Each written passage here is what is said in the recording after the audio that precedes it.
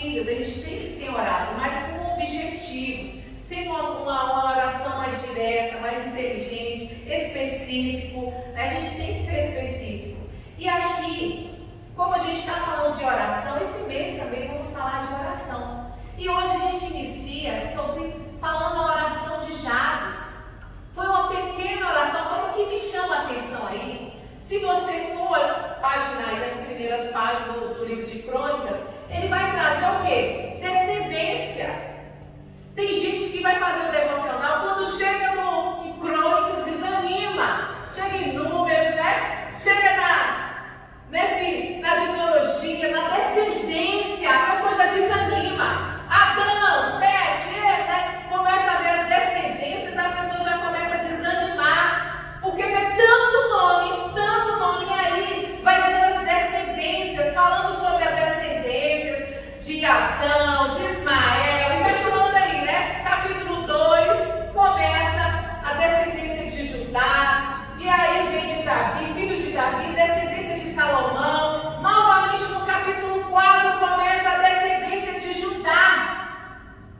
E quando vem falando dos filhos de Judá, e vem relatando os filhos do pai de Etã, e aí vem falando, e aí acontece algo, no versículo 9, onde não acontece nenhum outro. Aqui está uma oração no meio da descendência, uma oração que fica marcada. Deus nos chama a atenção para algo aqui, no meio de tanto nome, de tantas pessoas importantes, destaca o nome Jabes. E olha só, o nome Jabes, o que quer dizer? Quem era esse Jabes, gente? Porque uma oração tão pequena, e o versículo diz que Deus lhe concedeu o que ele tinha pedido. Deus deu para ele o que ele pediu. O que ele pediu? Vamos saber hoje. Por que Deus respondeu a ele uma oração tão pequena? Uma oração que trouxe grande resultado para a vida dele. A gente não achou mais informações sobre Jabes. Não tem outros versículos aqui que vai citar ele. É só aqui nesses dois, versículo 9 e o 10. Tem os historiadores, os comentaristas, que eles vão e falam algumas coisas, mas falam que Jabes tinha uma deficiência, que ele tinha algum problema. Eu não vejo assim. A gente tem que ler o que está na palavra, não é isso? Tem que interpretar o que está na palavra. Eu sei que a gente lê os comentários, as concordâncias, mas a gente tem que focar no que está escrito aqui. Então, não se sabe muito sobre Jabes. Ele aparece só uma única vez aqui, na 1 Crônicas 4, no versículo 9 e 10. E no meio dessa genealogia, dessa descendência aqui de Judá, filho de Jacó, e aqui diz que sua mãe lhe deu o nome de Jabes, que significa tristeza, significa sofrimento, significa dor. Já pensou colocar o nome do filho assim? Às vezes a gente coloca o nome dos nossos filhos e não busca um significado.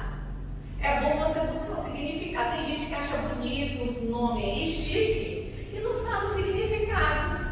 E põe lá o significado. Tem que saber o significado dos nomes. Quando eu engravidei, a primeira coisa que a gente buscava era o significado do nome dos nossos filhos. A gente consultava a Deus, pedimos a Deus, cada um, cada nome, e buscamos o significado de cada um.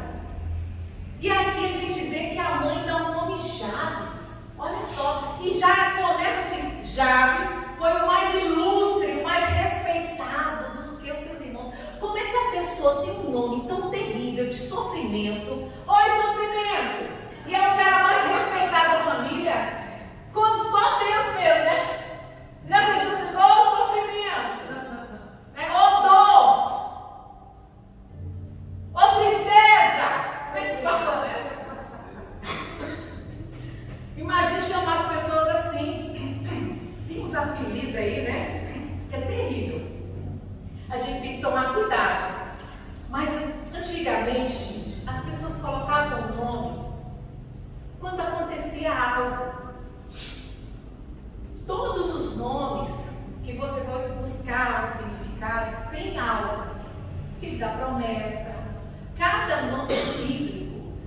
traz um significado para aquele nome, para aquela época.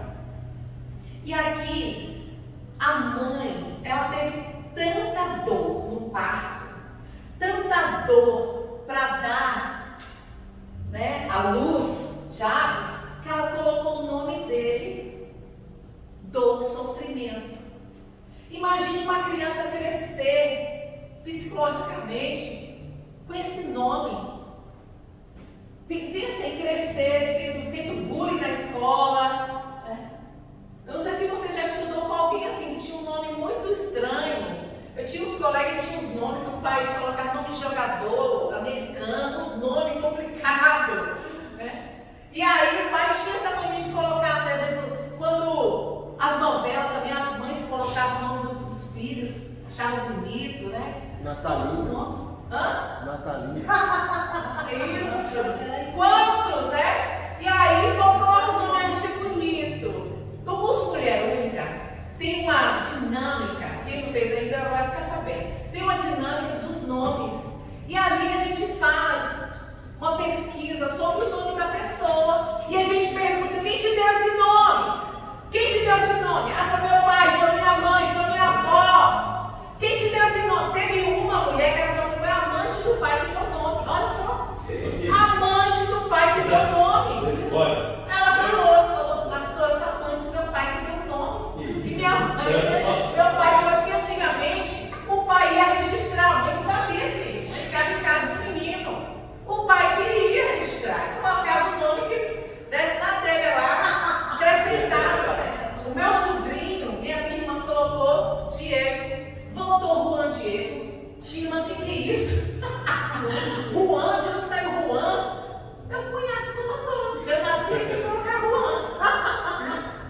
E olha só, quando chegou, a gente começou a rir. A gente falou assim, colocar o nome do menino João. Ela não é João, não é Juan. Eu falei, mas significa João. Você não olhou do significado, não? É João. Menina, a gente fez tanto bullying com o nome que ela foi lá no registro e era feito de datilografia, né? Apagou o J e pôs um R.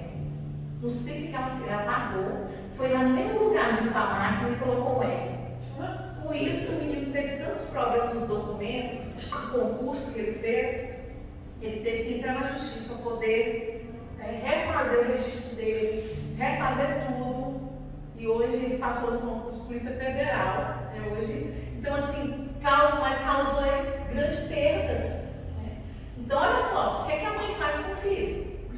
Poder como a mãe ou o pai faz, de colocar o nome e não olhar nem o significado. É cada significado, gente, cada curso que a gente dá, a gente vai ver o significado dos nomes. É cada nome, eu pergunto ainda, quem te deu esse nome? Foi minha madrinha, foi não sei quem, né? Antigamente tinha mais essa. E não busca o significado, eu acho bonito. E olha só, e aqui, nessa época, aquela mãe passou um grande sofrimento que marcou a vida dela. E vai e marca a vida do menino também. Seu nome vai ser sofrimento. Seu nome vai ser dor. Imagine isso, o menino ser chamado, crescer, pensar nisso. E a Bíblia diz, já começa que Jabes, ele era o mais ilustre, o mais respeitado entre os seus irmãos. A Bíblia diz que ele era o mais destacado.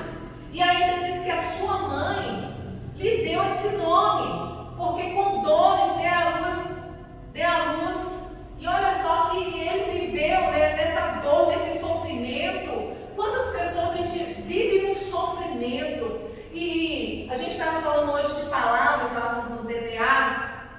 Eu contei uma história para as meninas de uma palavra que eu lancei sobre a própria minha vida. E essa palavra ficou por muitos anos grudada em mim, até um dia que uma pessoa falou assim: olha, para você quebrar isso, você tem que confessar, pedir perdão a Deus. A gente estava falando sobre pecado. Porque tem pecado, gente, que a gente tem que confessar, arrepender, tem que confessar, tem que desligar na terra. Se você um dia falou alguma coisa, você vai ser com o seu filho, na raiva, preguiçoso, né? O diabo pega nossas palavras, ele tem legalidade daquilo que nós falamos e das pessoas que falam também, por isso a gente tem que repreender algumas palavras. Então lança uma palavra. Quantas pessoas ficam marcadas? Eu conheci uma menina que ela falou assim: pastor, meu pai sempre me chamava de burra. Burra, agora eu estudei demais. Hoje eu sou sou formada, sou universitária. E eu casei. Meu marido faz as mesmas coisas que meu pai faz. Me chamou. Ele não tem nem universidade. Eu tenho mais estudo que ele, mas ele me chamou. Eu falei, tem alguma porta aberta aí. Você se permitiu também. Tem alguma coisa aí, precisa fechar. Você tem que fechar essa porta. Seu pai falava isso, agora seu marido faz isso. Se você tiver filho, seu filho vai falar isso. Entendeu? Tem que fechar essa porta. E a gente não leva a sério essas coisas, não leva a sério o nome. Um dia a gente orando, Deus me falou a respeito do nome de um irmão meu. E eu liguei para minha mãe e falei, olha, e agora? Quebra isso. Sabe por que nada acontece na vida dele, não vai para frente? Por causa desse nome. Quebra. Não sei quem colocou esse nome no meu irmão, se foi a senhora, se foi meu pai, se foi meu avô, se foi minha avó, mas quebra a maldição desse nome. E a senhora começa a declarar vitória sobre o nome do meu irmão. Depois que minha mãe fez isso, meu irmão comprou um apartamento. Meu irmão subiu de cargo na empresa, meu irmão-chefe hoje. A vida dele deslanchou. Às vezes Deus traz a luz sobre a sua vida, na sua casa, ou na vida do seu filho, uma palavra que travou lá. Nós estudamos o link que ligares na terra será ligado no céu. E se desligar também na terra será desligado. Desliga a palavra, desliga maldições, desliga as coisas. Olha só que Jabes tinha tudo para dar errado. Já nasceu com um nome terrível, de dor, de sofrimento. Já chamamos sofrimento. Né? Quantas pessoas falam, pastora, a minha vida é um sofrimento. Parece que eu já nasci, é sofrimento sobre luta, é um sofrimento. Por quê? Não tem como você reverter. Não, em Deus a gente pode. Em Deus a gente pode. Quando eu era criança, eu contei para vocês, né, que eu vim, minha mãe engravidou de uma ligadura. Então eu não estava nos planos, eu não estava no projeto, já tinha acabado já. Minha mãe já estava com 4 filhas, tinha tido 5. Uma morreu, 4. Só que aí veio Cristiane. Né? E aí minha mãe me esperava. Foi surpresa, foi um tempo difícil, de escassez, foi um tempo de luta. Isso tudo, gente, também influencia na vida da criança. Tem, eu não sei se você lembra, mas tem momentos que o seu filho ou alguém na sua família, quando nasceu, foi uma alegria, mas teve momentos que, quando a criança nasceu, foram momentos de lutas. Eu tive 3 gestações, 3 tempos diferentes. Tempos diferentes, cada um foi um tempo diferente. Foi uma época diferente. O Árabe foi o primeiro, aquele que todo mundo visitava, os pastores, todo mundo que ganha mais presente, aquela coisa, aquele sonho primeiro, ia lá em casa, né, sócio, dizia lá o sino, tem foto com todo mundo. Nasce o Gugu, de um outro tempo também, uma outra época. Cada um tem uma história, cada um vem do tempo. E a gente tem que abrir os nossos olhos espirituais para Deus trazer o discernimento. Por que não consegue romper? Por que não consegue se relacionar? Por que não consegue isso? Às vezes é uma palavra. E às vezes a gente precisa ativar, pedir o Espírito Santo que ative alguma coisa que ficou parada ali. Parada. E a gente vê aqui que Jabes, ele já vem com esse nome tão pesado. E dentro de uma descendência, né, a descendência de Judá, uma descendência tão poderosa. Então, alguns estudiosos dizem que o Jabes, ele também foi contemporâneo também de Josué e Caleb.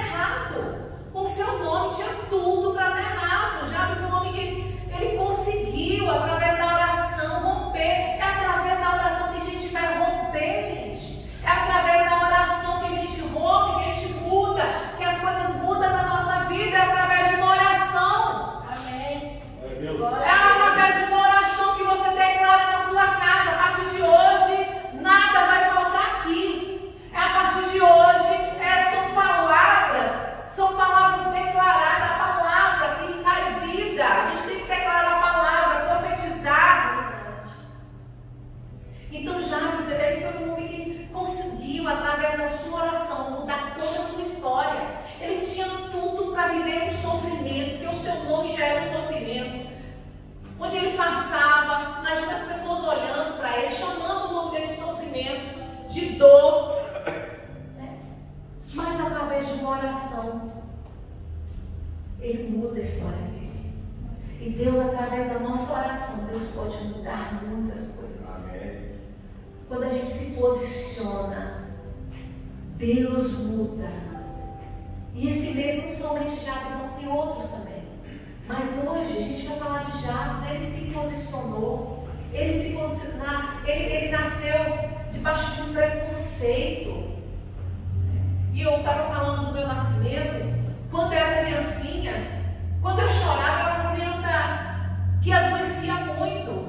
Uma criança que adoecia, tinha anemia profunda, né? Tudo que era ruim pegava em mim quando eu era bem pequeno. Sarampo, catapora, pensa.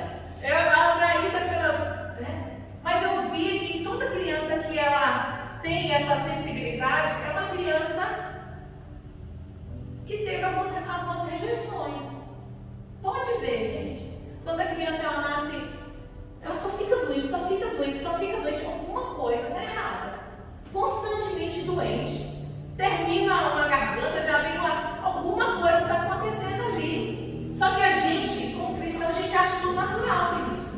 Ah, é assim mesmo, criança é assim mesmo, criança é assim mesmo, não. Ah, é assim mesmo, é o tempo. Ah, porque está pegando a imunidade, ah, porque está fortalecendo. Não tem isso, não. A gente tem que abrir os nossos olhos espirituais. Então, Jabes, ele nasceu debaixo desse preconceito. E recebeu um nome ao qual ninguém quer receber. Mas mesmo assim, ele não deixou que isso moldasse a sua história. A gente não pode deixar que as coisas moldem a nossa história. Eu tinha tudo para viver uma vida, uma pessoa revoltada, uma pessoa chateada. Mesmo tendo pai e mãe, eu sempre fui aquela que, quando eu chorava com meu irmão falava assim: por que você está chorando? Por que você veio, mãe? Por que você veio? E criança, a gente guarda palavras, né? Criança guarda as coisas. Por que você veio? E eu comecei a questionar: por que eu vim? Se a família já estava completa, por que eu vim? Eu não fui desejada, eu não fui, né, planejada. A gente não tem entendimento de Deus, não conhecia Deus, então sempre fazia assim, uns questionamentos.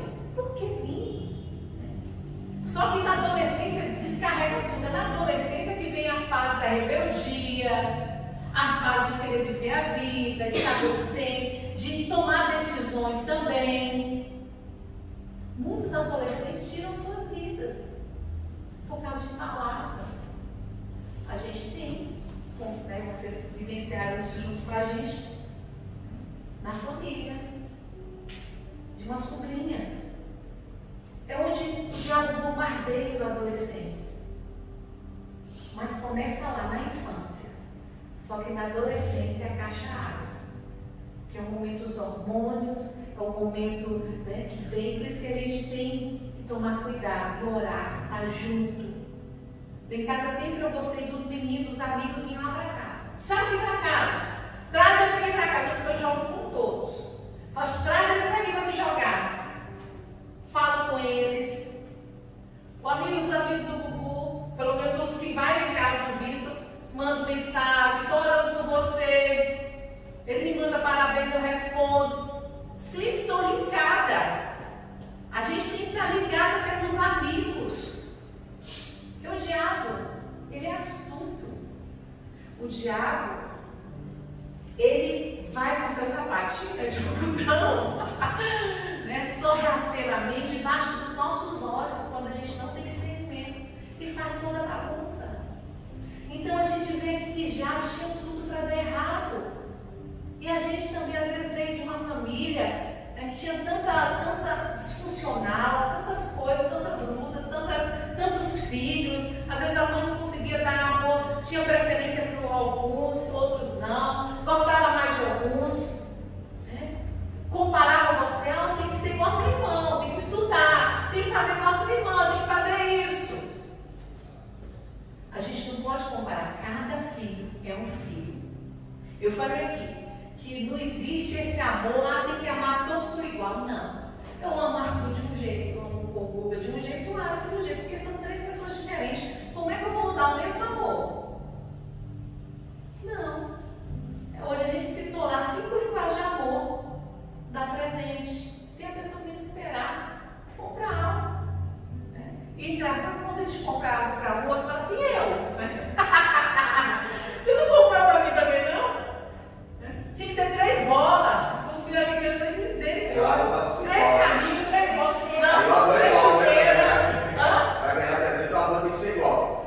tudo igual, né? Eu falava, não, vai ser um para aprender a dividir. Olha, desculpa, vai ser um para aprender a dividir.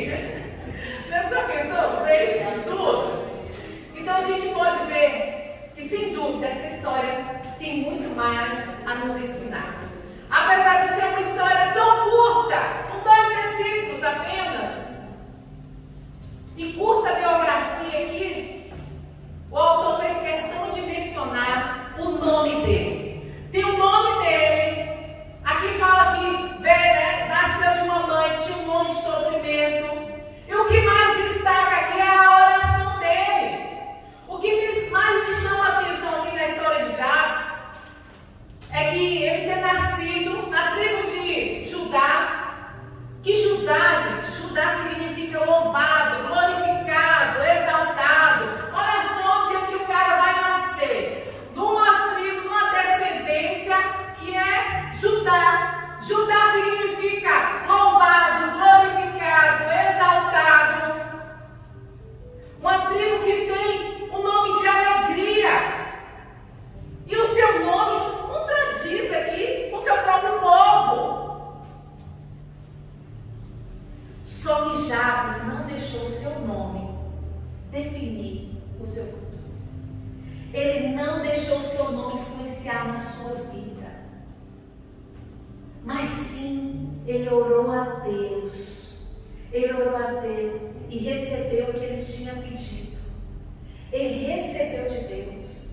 Então, uma das coisas, porque Deus, gente, ele não olha o nosso passado. Já pensou se Deus fosse fazer igual muitas pessoas, puxar ficha?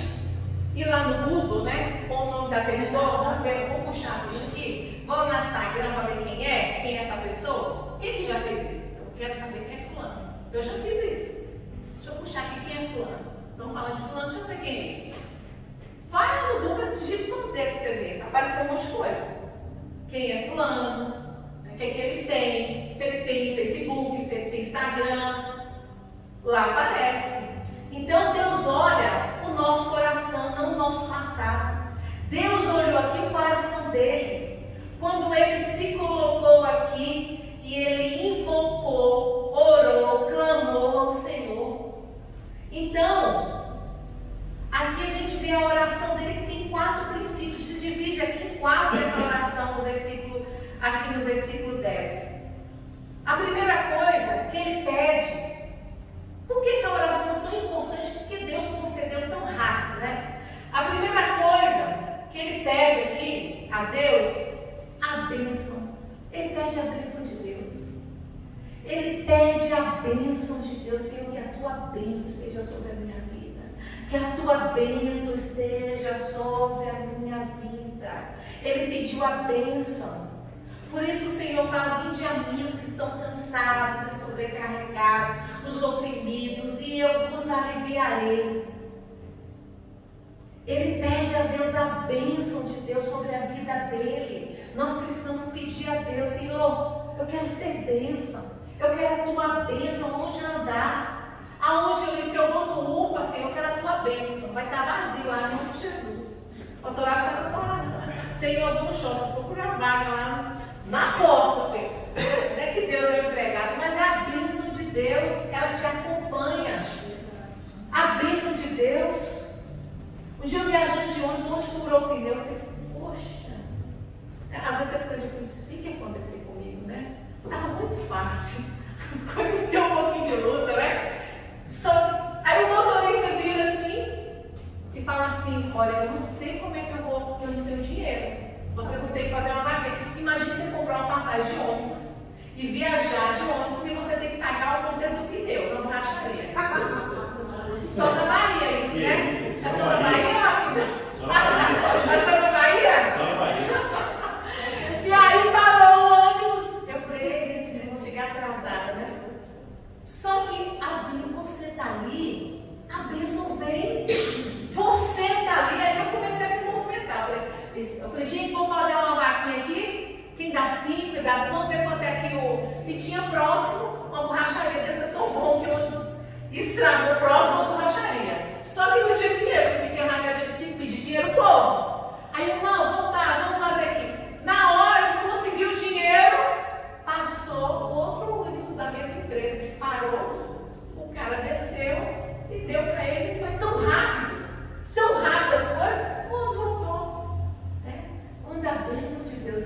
sobre a sua vida, as coisas se resolvem.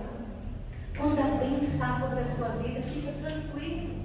Ele pediu a bênção de Deus, ele pediu a bênção.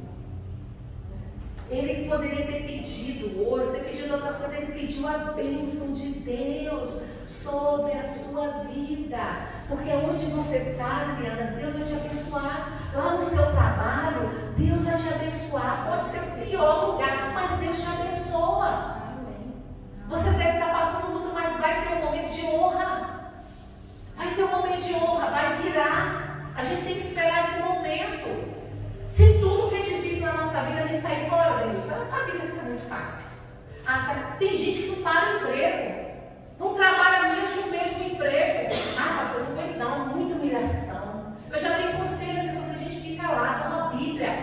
Dá uma Bíblia para o seu chefe, pastor, ele me humilha, ele me ignora. Eu falei, dá uma Bíblia, às vezes tem gente que ele tem prazer em humilhar as pessoas, porque ele é ferido. Talvez ele tenha esse nome aqui, ó, você não sabe. Uma pessoa que sofreu tanto, recebeu um nome de sofrimento. A mãe amaldiçoou o nascimento dele.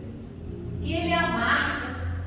Mas você tem que levar um pouco de Jesus, sabe, para a vida dele, um pouco de mel para a vida dele. Um dia a gente tinha uma zeladora que ela vivia mal-humorada na igreja. E ela zelava muito bem da igreja. E todo dia, pastora, ela vinha reclamar. Alguém não sei o que fez isso, o banheiro está lixado. Aí um dia o Alisson pegou uma lata de açúcar. Aí quando ela veio, derramou uma lata de açúcar na cabeça dela. O que é isso, o que é isso? Você fica mais docinha. Eu cheguei aqui todo dia, você está reclamando. Todo dia você está falando alguma coisa. Aí ela começou a rir, depois desse dia ela começou a rir. Tudo ela fazia rir. Às vezes a pessoa faz uma reação que ninguém percebe, né?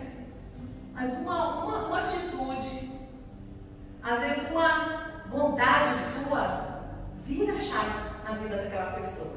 Então a primeira coisa que ele pede é a bênção de Deus. A segunda coisa, você pode abrir no seu versículo, ele pede o quê? Ele pede para expandir o seu território. Ele pede para Deus alargar a sua